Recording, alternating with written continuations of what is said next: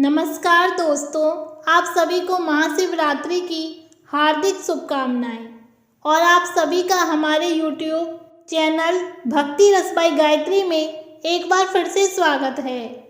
आज हम आप सबको महाशिवरात्रि पूजन व्रत कथा के जुड़ी एक रोचक पौराणिक कथा सुनाते हैं। एक बार चित्रभानु नाम का एक शिकारी था। पशुओं की हत्या करके वह अपने कुटुंब को पालता था। वह एक साहूकार का ऋणी था, लेकिन ऋण समय पर न चुका सकने पर क्रोधित साहूकार ने उसको शिव मठ में बंदी बना लिया। संयोग से उस दिन शिवरात्रि थी। बंदी रहते हुए शिकारी मठ में शिव संबंधी धार्मिक बातें सुनता रहा। वहीं उसने शिवरात्रि व्रत की कथा भी सुनी। संध्या होने पर साहूकार ने उसे बुलाया और ऋण चुकाने के लिए पूछा तो शिकारी अगले दिन सारा ऋण लौटा देने का वचन दिया। साहूकार ने उसकी बात मान ली और उसे छोड़ दिया। शिकारी जंगल में शिकार के लिए निकला, लेकिन दिन भर बंदी गृह में रहने के कारण भूख प्यास से व्याकुल था।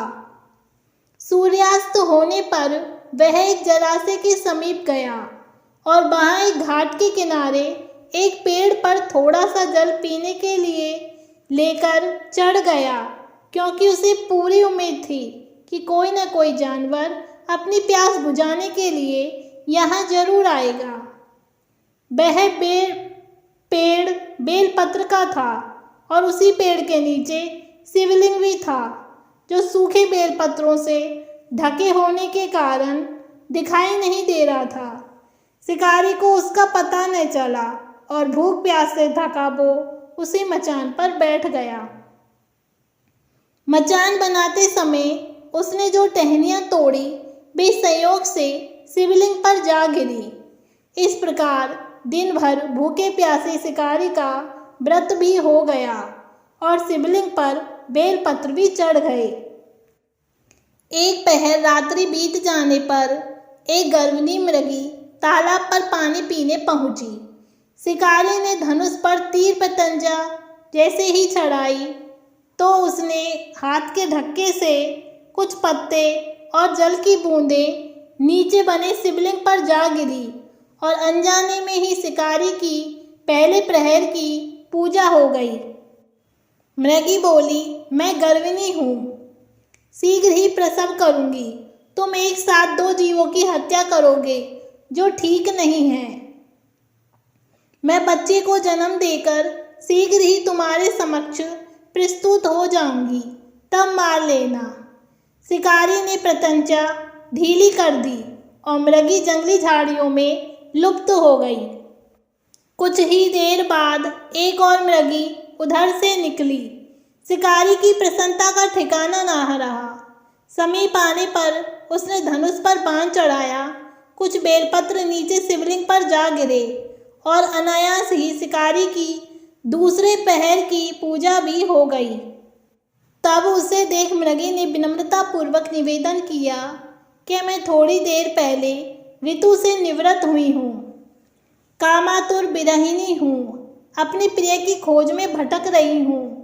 मैं अपने पति से मिलकर शीघ्र ही तुम्हारे पास आ जाऊंगी। शिकारी ने उसे भी जाने दिया। 2 बार शिकार को खोकर वह चिंता में पड़ गया। रात्रि का आखिरी पहर बीत रहा था।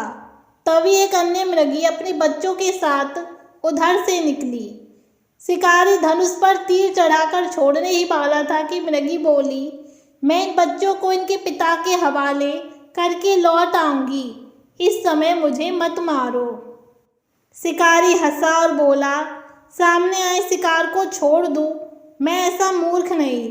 इससे पहले मैं 2 बार अपना शिकार खो चुका हूँ। मेरे बच्चे भूख प्यास से तड़प रहे होंगे। उत्तर में मृगी ने फिर कहा, जैसे तुम्हें अपने बच्चों की ममता सता रही है, ठीक वैसे ही मुझे भी इनकी फिक्र है।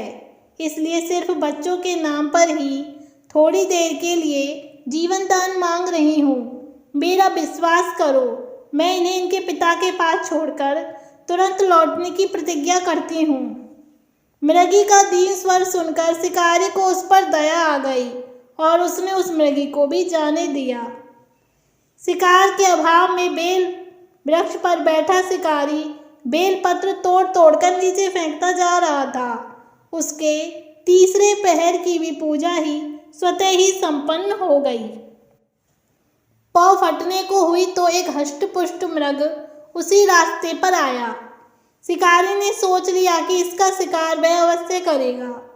शिकारी की तनी प्रत्यंचा देखकर मृग विनीत स्वर में बोला, भाई, यदि तुमने मुझसे पूर्व आने वाली 3 मृगियों तथा उनके छोटे छोटे बच्चों को मार डाला है तो मुझे भी मारने में विलंब न करो, ताकि मुझे उनके वियोग में एक क्षण का भी दुख न सहना पड़े। मैं उन मृगियों का पति हूँ। यदि तुमने उन्हें जीवन दान दिया है तो मुझे भी कुछ क्षण का जीवन दान देने की कृपा करो। मैं उनसे मिलकर तुम्हारे समक्ष उपस्थित हो जाऊंगा। मृग की बात सुनकर शिकारी ने सारी कथा मृग को सुना दी। तब मृग ने कहा, मेरी तीनों पत्नियां जिस प्रकार प्रतिज्ञाबद्ध होकर गई हैं, वे मेरी मृत्यु से अपने धर्म का पालन नहीं कर पाएंगी।